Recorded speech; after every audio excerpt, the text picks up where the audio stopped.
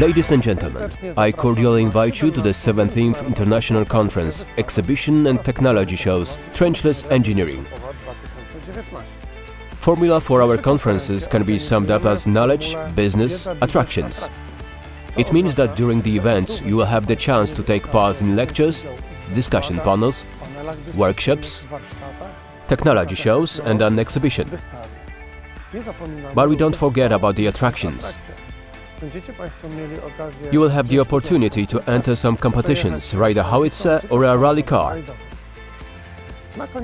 The conference will end with a ceremonial gala, where the renowned TYTAN prizes will be awarded.